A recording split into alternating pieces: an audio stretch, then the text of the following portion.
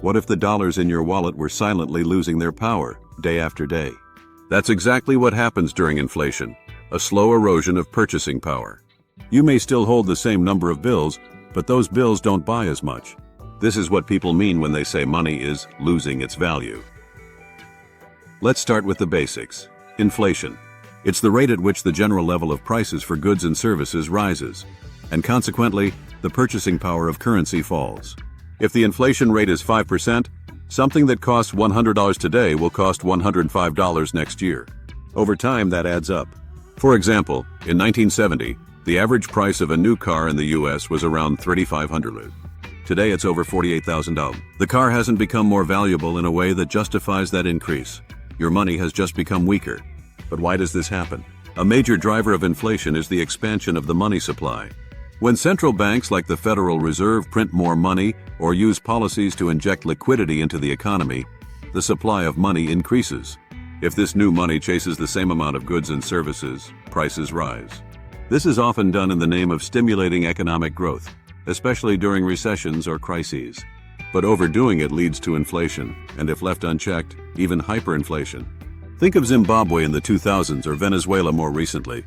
Prices doubling every day, currencies becoming worthless. Central banks argue that a moderate inflation rate, say 2%, is healthy.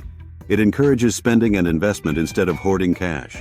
But for individuals, it means the money sitting in your savings account is shrinking in value every year. The problem intensifies when wages don't keep up. If your income grows by 2% a year, but inflation is 4%, you're effectively losing money. It costs more to live, but you're not earning more to compensate. Inflation also affects long-term savings and investments. Imagine saving $100,000 over your lifetime. With just 3% inflation in 20 years, that $100,000 has the purchasing power of about $55,000 in today's dollars. That's nearly half gone. To protect against this, people turn to assets that historically outpace inflation.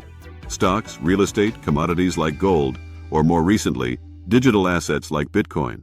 These aren't perfect shields, but they're perceived as stores of value because they have scarcity or growth potential. Take Bitcoin, for example.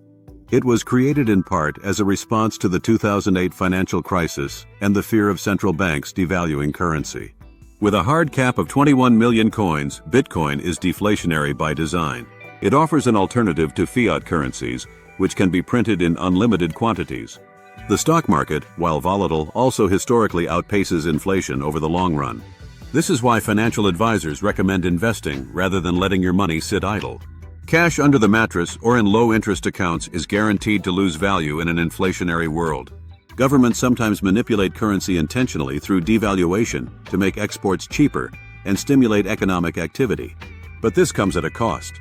Imported goods become more expensive, and citizens' buying power diminishes, especially for essential goods like fuel and food. Currency devaluation can also shake investor confidence. If your wealth is stored in a currency that's rapidly losing value, you'll look for a safer place to park your capital. This movement can crash stock markets, spike interest rates, and trigger capital flight.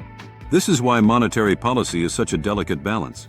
Central banks must weigh economic growth, employment, debt levels, and inflation targets, all while maintaining the credibility of the currency. Missteps can have global consequences. We're currently in a world where inflation is reasserting itself after years of dormancy. Supply chain shocks, energy price surges, geopolitical tensions, and years of ultra-loose monetary policy have all converged. Central banks are scrambling to raise interest rates, but the damage to purchasing power has already been done. Understanding the devaluation of money isn't just about economics. It's about survival.